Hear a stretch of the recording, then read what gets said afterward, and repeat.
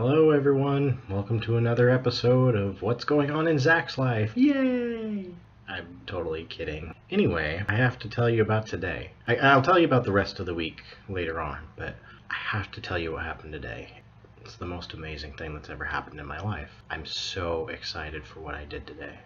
I went to London for the first time. I went to the Globe Theatre, the reconstruction of the building that Shakespeare helped build from the ground up and worked in, acted in, wrote plays for. I got up on the stage and I was able to speak his words to a small audience of tourists, essentially, who were just taking the tour of the building. I got to speak his words in front of them. We also, got together with one of the main actors of the company, the current company there. He had been acting for 35 years. His name was Colin. He was a very nice man. Very funny, and he showed us a lot of really cool tricks and tips and things like that. I'm very excited for what we did today. And then after we got done with Colin, we moved over to a movement room. Not actually a part of the Globe Theatre, but a part of the Globe Company, really. I mean, it's just a block or two away. It wasn't actually in the building. It was still really cool because we got to talk and move with one of the choreographers as well as the movement instructors for the company, and she was fantastic. She taught us a lot of cool stuff too. We moved around for a bit. Now I'm really tired, but I have to do this video blog today. When we got there, we'd learned quite a bit of history about the building from our first tour guide. I can't remember her name. She was pretty knowledgeable about the building, but then again, we've already learned all of this stuff from our contextual studies class. We pretty much already knew everything that she was teaching us. But that's okay, because a refresher is always nice, and to learn it while you're sitting there staring at it is definitely really cool. And then we went for like a 15-minute break, and Colin introduced himself to us, and he took us up onto the stage, and we started doing some different things. He gave us a couple of scripts. Just like one page of script, and then we would partner up and he would have us do things like approach, retreat, and maneuver. He also taught us the plate technique. Basically, if you think of the stage as a plate on a fulcrum, you have to balance the stage by having actors on either side of it to keep the weight. Then he taught us about triangles, which a lot of this stuff was just refresher stuff. Not that big of a deal, but it's still very cool to learn while you're in the Shakespeare globe. Then he taught us some new stuff, like some Meisner techniques, some mini Meisner stuff, like what? Basically, somebody says a line like, "He jests at scars that never felt a wound," and another person says, "What?" And so you're supposed to repeat yourself. "He jests at scars that never felt a wound." Or here's another one. The first person will say their line. The second person will then repeat the end part of that line to further propel them into their line. So for example, "He jests at scars that never felt a wound." That never felt a wound? But soft what light through yonder window breaks, something along those lines. I mean, of course, that's all one monologue. That's Romeo's monologue. It was what I could think of off the top of my head. We also learned about the 3 different bubbles. The first bubble is "I am alone." So you would say, "Now I am alone. He jests at scars that never felt a wound, but soft what light through yonder window breaks." The second bubble is "Hello, my friend." So you would look at your friend across the room. "Hello, my friend. He jests at scars that never felt a wound, but soft what light through yonder window breaks." And the third one is "Hello, everybody. Hello, everybody. He jests at scars that never felt a wound, but soft what light through yonder window breaks." You can do that with any line. Another technique that he taught us was having one person maintain eye contact while the other person is trying to avoid eye contact. I don't know what this is. But if you have one person that's maintaining eye contact and the other one's trying to avoid it, it adds a different energy to the scene. Some people believe that by trying to maintain eye contact, that's more of a power move. Other people believe that trying to avoid eye contact is more of a power move. So that's kind of interesting the way that works out. I think Aubrey and I are going to get together tomorrow. We're going to run our scene, and we're going to try and do that where one of us maintains eye contact, the other one avoids it. Maybe we'll switch the second time, and then the third time we will try each and every line maintaining eye contact or avoiding eye contact at our discretion. We'll see how that goes. And then we went into movement class. We did a lot of things that I've done before, and then some new stuff that was entirely and 100% made by this woman, and that's very cool. So she brought us in there, and we kind of found a position to start to get to feel our bodies and how they're feeling in the space and whatnot. And then we started like some minor stretches. She would walk us through how to do them, and she was very into like pictures when we were doing this walkthrough of it. She liked to picture what we would be doing. So for example, when we were on the ground on our backs, she told us to picture a bear scratching his back on the like a post or a tree. So that was the type of things that she had us do at first. And then after our stretches, she had us do a swing movement. So we would swing our arms back and forth while in a position, and it was supposed to carry our knees and torsos up and down with it and whatnot. After swing movements, we moved into this weird dance thing that she showed us. It wasn't even really a dance, it was just like a coordination act, I guess. She started us walking through it, and it was pretty new to me, so I don't know. I guess I did it, but not as good as I could have. But we took a short break. After we came back, we did this movement where one person would hold their arm out like this, and they would be the leader.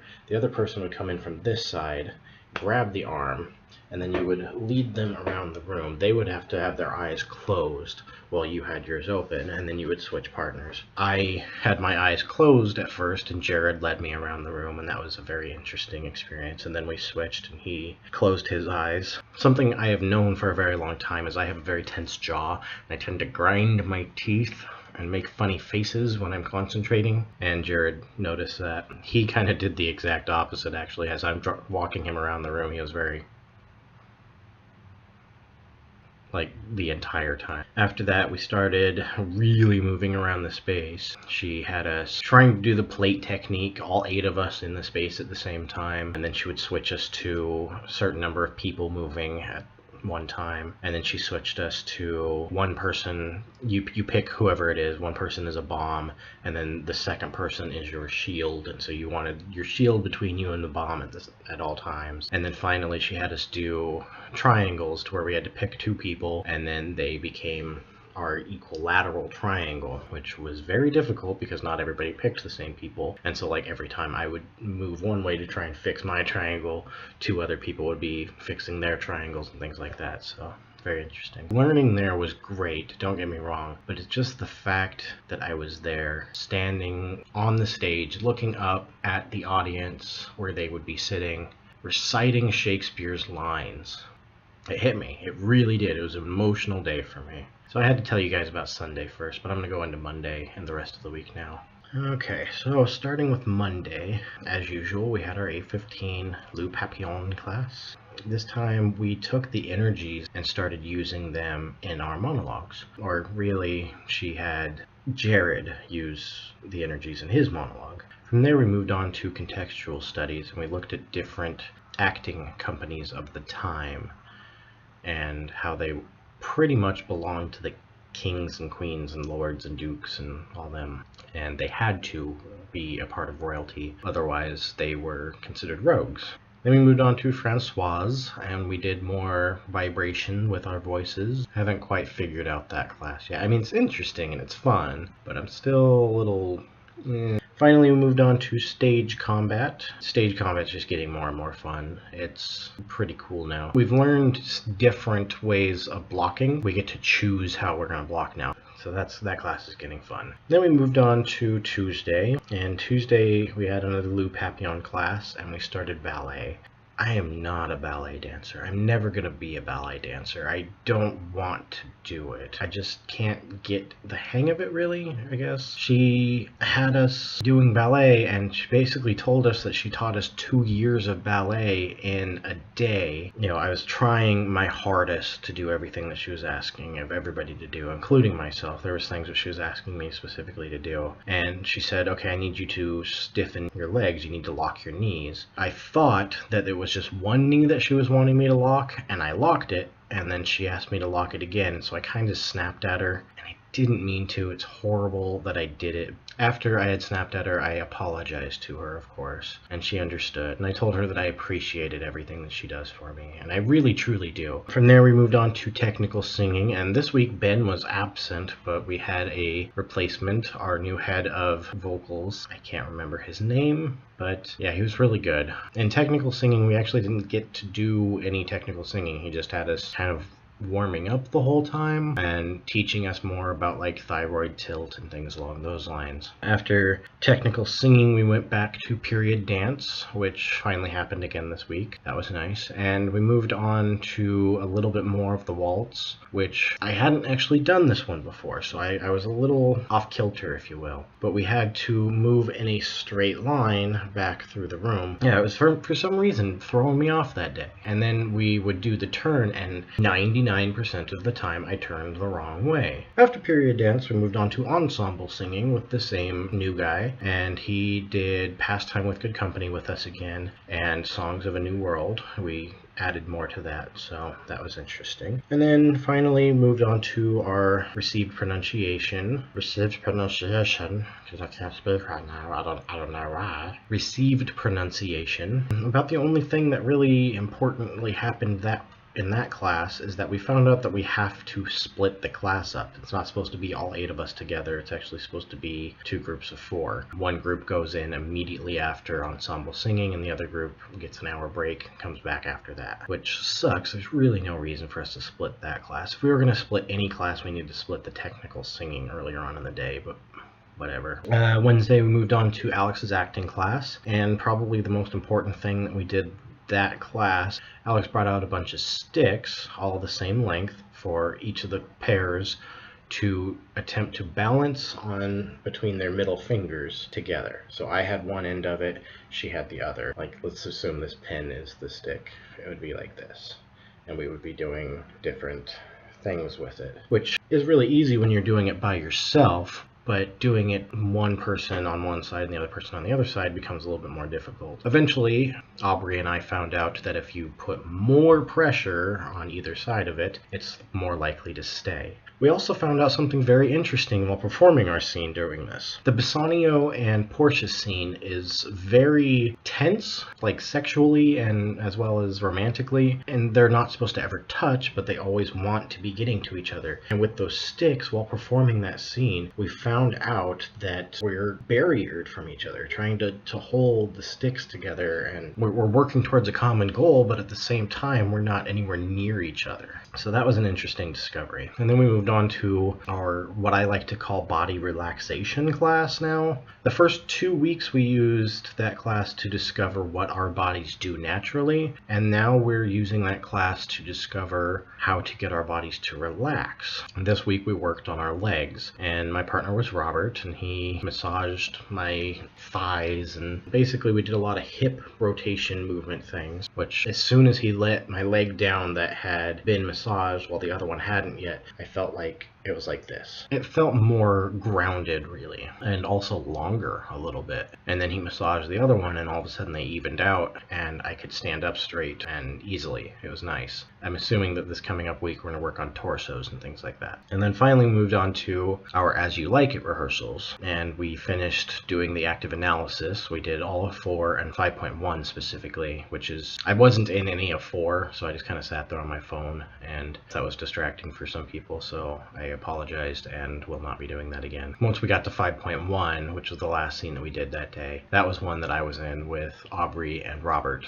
That's the Audrey Touchstone Williams scene. William is a one-off character. He only shows up in this scene and wants to marry Audrey. But Touchstone, a bit of a blowhard really, decides that he wants to kind of strong-arm William, I guess, and get him to go away. He tells William that if he doesn't go away, that he's going to kill him 150 different ways, and he actually goes through like describing each of these ways. It's kind of funny, really. I liked pretending to be the bad guy. I mean, I feel bad for poor William. He's so sweet and innocent and totally, well, unintelligent, really. And Touchstone's supposed to be extremely intelligent, and he just kind of overpowers William intellectually, and it feels really bad to do it. You know, that's the character. That's what he has to do. And, you know, Robert doesn't feel bad about it.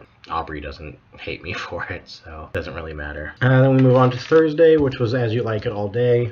We finished up active analysis of the entire play and then did the entire play in an active analysis. That pretty much took the entire day, except we did a second round of cuts of the text to get the time down as well as get rid of some characters so that people don't have to triple and quadruple up. After we did that cuts, we did one final read-through of the play to figure out how long it was. And I gotta say, after doing all of these active analysis, everybody has a much better understanding of the text. It's really amazing to see how deep our understanding of the text is. Alright, moving on to Friday. We had our last David Jackson class for the week, and since we had already done everything that we could do with As You Like It pretty much on book, David wants us to be off book when we start actual physical rehearsals, which I was able to memorize all of Act 1 today on the bus ride, so it's really not going to be that big of a deal for me. Maybe for other people it might be a little bit more difficult, or even maybe other scenes might be more difficult for me,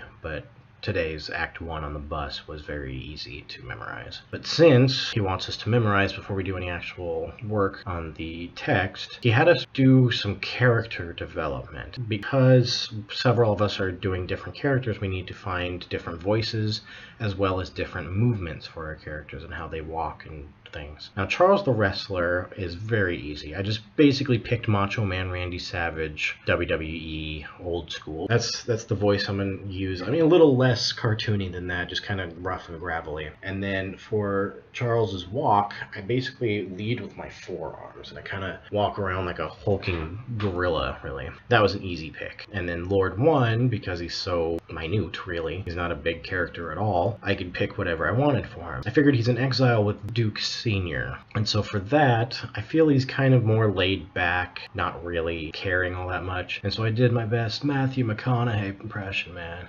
It's not quite like this, but, you know, this is a little bit what I'm going for. And it almost sounded a little bit like President Clinton. Oh, I was going for Matthew McConaughey. You know, I like to drive my Lincoln. That's what I chose for him. Real easy. I also chose a walk for him, which was pretty simple. I lead with my toes, just kind of kick my feet out really far, point my toes, and then land on my heel, if that makes sense. Hopefully you can picture that. So that's Lord One and Charles the Wrestler, but I had no idea what to do for Touchstone. I was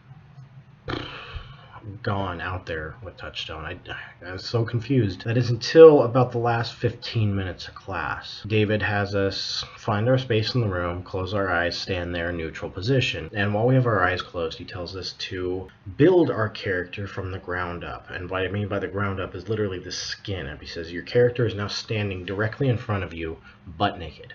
Picture what their skin tone looks like, how skinny, how fat, how tall, how broad shoulders, what they look like. Then put clothing on them, put underwear and shirts, doublets and vests. Build that character's costume from the ground up. Now turn them around and step into them. And so I did, and I found him. I finally found Touchstone, and I'm very happy about it. And he's very energetic and happy, and he laughs at everything. I think I like what I'm going to do with him, so I'm happy with what we did that day. After David Jackson's class, we moved on to acting through song, and this week I didn't get to sing. We only had 2 people singing, and it's mostly because Carrie started talking about stuff that was important, and we all sat there and listened, and it was very intelligent things to listen to, and a lot of things like thyroid tilt and different methods for getting your voice as strong as you can possibly get it. She also mentioned soft palate working. Soft palate is a muscle